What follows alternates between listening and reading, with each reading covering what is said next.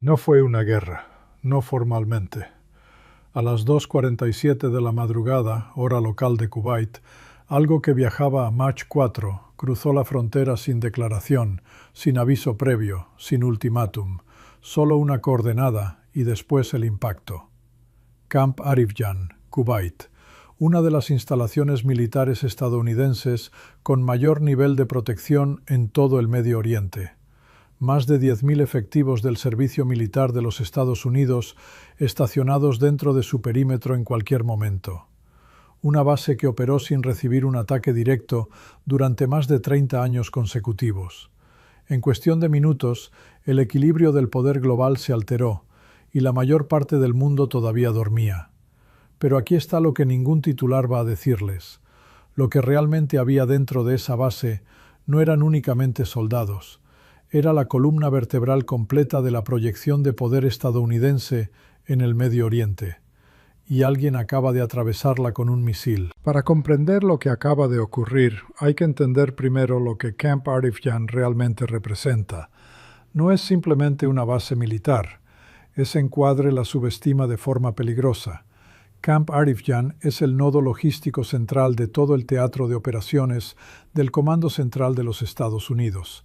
Alberga el stock de preposicionamiento del ejército APS-5, un depósito avanzado de vehículos blindados, municiones y equipos suficientes para armar a una brigada de combate completa en 72 horas, sin necesidad de que un solo buque de carga cruce un océano. Procesa miles de millones de dólares en material militar cada año. Se ubica a 55 kilómetros al sur de la ciudad de Kuwait, suficientemente cerca para ser tácticamente relevante, suficientemente lejos para considerarse segura hasta esta mañana. El instante en que Irán dispara contra esa instalación, 3 detonadores invisibles se activan de forma simultánea. Un umbral militar, un umbral político, un umbral psicológico. Ninguno de esos 3 detonadores tiene un botón de reinicio limpio. Pero lo que la mayoría de los observadores todavía no comprende es exactamente cómo Irán logró penetrar una de las instalaciones más blindadas del planeta. Porque esa respuesta revela algo sobre la guerra moderna que transforma todo lo que creían saber sobre la supremacía militar de los Estados Unidos. La pregunta que surge de inmediato es ¿cómo? Camp Arifjan opera bajo una arquitectura de defensa aérea en capas. Baterías Patriot PAC-3, sistemas Sea-Wiz, integración de radar de alerta temprana con la red regional del CENTCOM. Sobre el papel está blindada. Pero Irán lleva 15 años estudiando ese papel con precisión. Esto es un ataque de saturación, una doctrina que el CGRI desarrolló durante una década entera después de observar cómo los Estados Unidos neutralizaba objetivos aislados con relativa facilidad. La lógica es brutalmente simple. Los sistemas Patriot pueden interceptar amenazas individuales con una precisión notable, pero la aritmética de intercepción se quiebra cuando se lanzan 12, 15, 20 proyectiles en una ventana de tiempo comprimida desde vectores múltiples. El misil balístico Desful de Irán tiene una precisión de menos de 30 metros a un rango de 1.000 kilómetros. Súmenle señuelos, proyectiles balísticos inertes diseñados para agotar los inventarios de interceptores antes de que lleguen las ojivas reales. Estos no son los Scud rudimentarios de la Guerra del Golfo de 1991. Son armas de precisión desarrolladas específicamente para vencer la defensa aérea occidental en capas. Encuentra el límite de la defensa, supéralo por uno penetra. Eso es todo lo que Irán necesita. Y sin embargo, el ataque militar en sí puede haber sido la parte menos importante de lo que Irán ejecutó esa madrugada. Porque mientras cada radar del Golfo estaba fijo en el cielo, algo más ya se movía bajo el fondo del océano, algo que ninguna batería Patriot en el mundo puede interceptar. Vayamos más profundo. El Golfo Pérsico en su punto más angosto, el Estrecho de Hormuz, mide apenas 39 kilómetros de ancho. Por ese estrecho transitan aproximadamente 17 millones de barriles de petróleo cada día. Eso representa alrededor del 17% del consumo mundial de crudo, moviéndose a través de un canal que en automóvil se cruzaría en 35 minutos. Irán lleva 30 años preparándose para cerrar ese canal. Enjambres de lanchas de ataque rápido, baterías de misiles costeros, minas navales que pueden desplegarse desde embarcaciones pesqueras civiles en menos de 4 minutos. Las herramientas ya están en posición. Pero hay una capa aún más frágil debajo de toda la infraestructura militar. El fondo marino del Golfo alberga 5 sistemas principales de cables de fibra óptica submarinos: el Falcon, el Flag, el Imewe. Estos cables transportan aproximadamente el 40% del tráfico de datos entre Europa, el Medio Oriente y Asia. No están blindados, no están reforzados, discurren en varios tramos directamente a través de aguas a las que Irán tiene acceso. Un ataque simultáneo contra Camp Arifjan, más la ruptura de 2 cables submarinos principales, crearía lo que los planificadores militares denominan un apagón multidominio. No oscuridad en un único sistema, sino ceguera parcial en cascada sobre comunicaciones, liquidación financiera y coordinación militar al mismo tiempo. La base no era solo el objetivo, era la distracción.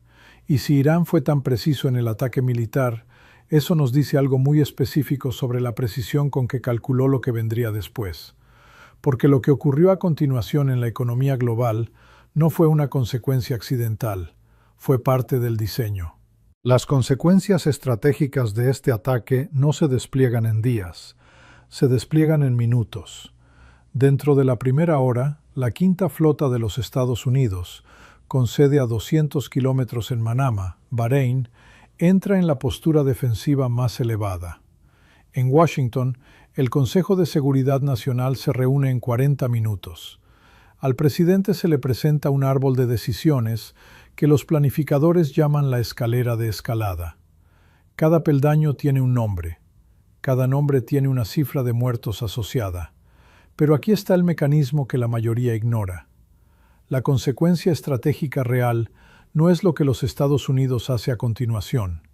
Es lo que Irán obliga a los Estados Unidos a comprometerse públicamente a hacer. Al atacar Camp Arifjan, Irán colapsa la ambigüedad que la política exterior estadounidense mantuvo con cuidado durante años.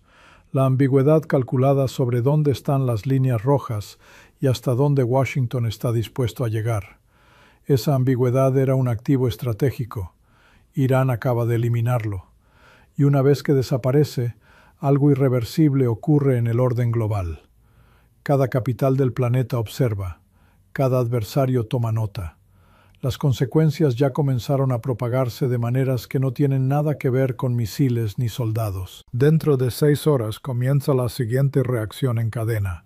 Esto no es especulación, es el comportamiento documentado de los sistemas globales integrados bajo presión repentina en el Golfo. El crudo Brent sube entre 15 y 25 dólares por barril dentro de la primera sesión de negociación. La última vez que los mercados percibieron una amenaza creíble de cierre del Golfo, en septiembre de 2019, el Brent subió un 15% en un solo día. Este evento es categóricamente más grave. Las tarifas de seguro marítimo se multiplican de un día para otro. Los buques comienzan a desviar ruta alrededor del Cabo de Buena Esperanza. El tiempo de tránsito desde el Golfo hasta Europa se extiende de aproximadamente 22 días a 38 días. Corea del Sur y Japón, que importan el 30% y el 9% de su petróleo del Golfo, respectivamente, activan extracciones de emergencia de sus reservas estratégicas en 48 horas. Ya lo han hecho antes, tienen protocolos. Pero esos protocolos asumen una interrupción temporal, no un conflicto abierto. Mientras tanto, en Teherán, el rial iraní paradójicamente se estabiliza, porque el cálculo económico del CGRI nunca se trató del rial, siempre se trató de la palanca de negociación. La onda de choque económica es solo la mitad de la historia, porque mientras los mercados financieros entran en caída libre, los gobiernos más poderosos del mundo se convocan en salas sin cámaras, haciendo cálculos que determinarán si esto permanece como una crisis regional o se transforma en algo de una escala completamente distinta. Y no todos los gobiernos en esa conversación buscan el mismo resultado. El mundo no observa este evento en silencio. En Moscú, Rusia monitorea muy de cerca si la disuasión estadounidense, la arquitectura invisible que ha contenido la escalada regional, se sostiene. Si se sostiene de manera convincente, la lección que Rusia absorbe es de precaución. Si no se sostiene, la lección es de un tipo enteramente diferente. En Pekín el cálculo es específico. China importa aproximadamente 1.700 millones de barriles de petróleo al año. Cerca del 50% transita por el estrecho de Hormuz. Un conflicto prolongado en el Golfo que inmoviliza el capital militar y político estadounidense en el Medio Oriente, en el momento preciso en que las tensiones en el estrecho de Taiwán siguen elevadas, sirve a un conjunto completamente diferente de intereses estratégicos chinos. En Riad, el cálculo es existencial. Arabia Saudita e Irán llevan 4 décadas enfrentados en una guerra fría regional. La pregunta que el liderazgo saudí se formula ahora no es si América responderá. La pregunta es si responderá con suficiente contundencia. La respuesta a esa pregunta ya fue decidida internamente en Tel Aviv, porque cada planificador estratégico israelí entiende que una acción militar iraní de esta magnitud contra activos estadounidenses no es un evento aislado. Es una señal a cada actor alineado con Irán en la región de que el umbral de escalada se ha desplazado. Y cuando ese umbral se desplaza, toda la arquitectura del orden global se ve forzada a confrontar una pregunta que ha estado evitando en silencio durante años. Una pregunta sobre si el sistema que mantuvo al mundo alejado de un conflicto entre grandes potencias durante 80 años todavía tiene la capacidad de hacerlo. La respuesta no vive en misiles ni en mercados, vive en algo mucho más frágil y mucho más determinante. Más allá de la cascada inmediata está la pregunta que definirá la próxima década del orden global. ¿Funciona todavía la disuasión estadounidense? La disuasión no es una ley física, es una percepción. Es la convicción compartida por aliados y adversarios de que ciertas acciones generan ciertas consecuencias de forma predecible. Durante 70 años, los Estados Unidos mantuvo la garantía implícita de que una acción directa contra sus fuerzas produciría una respuesta rápida, abrumadora e inequívoca. Esa garantía sostuvo el flujo de energía del Golfo y el orden económico global que emergió tras la Segunda Guerra Mundial. Si la respuesta estadounidense es mesurada, proporcional y cuidadosa, los adversarios recalibran. El umbral tolerable para la confrontación con activos estadounidenses sube unos grados. Esa recalibración no produce guerras inmediatas, produce una confianza acumulada en que ciertos movimientos ahora están disponibles para ellos que antes no lo estaban. La historia tiene un nombre para ese fenómeno: transición de poder. Y las transiciones de poder nunca se anuncian. Ocurren en momentos exactamente como este. En las horas silenciosas después de que un misil cruzó una frontera. Pero debajo de cada estructura de disuasión que colapsa, hay seres humanos que pagan el precio antes de que cualquier analista escriba la primera línea al respecto. Detrás de cada variable estratégica hay una persona. Camp Arifjan no es un símbolo en un mapa. Es el lugar donde un especialista en logística de 23 años de Columbus, Ohio, estaba cumpliendo un turno nocturno. Donde un sargento mayor de 38 años de El Paso revisaba manifiestos de convoy. Donde alguien hablaba por teléfono con su familia. Donde alguien dormía. Un misil balístico no discrimina. No distingue entre nacionalidad, rango, ni responsabilidad moral sobre las políticas que construyeron esa base. Las bajas tendrán nombres. Esos nombres se leerán en el Pleno del Senado de los Estados Unidos. Se pronunciarán en funerales a los que asistirán personas que no comprenden la mecánica geopolítica de lo ocurrido. Solo saben que alguien a quien amaban estaba dentro de un perímetro en Kuwait y ya no regresa a casa. El costo humano no modifica la lógica estratégica, pero sí modifica la lógica política. Y en los sistemas democráticos, la lógica política es, en última instancia, la única que importa, porque es esa lógica política cruda, emocional e imposible de modelar en un ejercicio de simulación de guerra, la que ahora se sienta en el centro de la decisión más peligrosa de la política exterior estadounidense contemporánea. Y el mundo está a punto de descubrir si las personas que toman esa decisión comprenden verdaderamente lo que no saben. Aquí está lo que no sabemos. No sabemos si el ataque fue autorizado en los niveles más altos del gobierno iraní o si fue una decisión tomada por comandantes del CGRI que operaban con el tipo de autoridad autónoma que hace que la atribución y por tanto la respuesta sean deliberadamente complicadas. No sabemos si este es el movimiento de apertura de una operación coordinada en múltiples frentes o una demostración de capacidad aislada, una línea trazada con fuego y dejada para ser interpretada. No sabemos qué conversación tuvo lugar en las 72 horas previas a que se emitiera la orden de lanzamiento, ni qué alternativas fueron descartadas. Lo que sí sabemos es esto. En algún punto del Golfo, ahora mismo, una pantalla de radar está rastreando algo.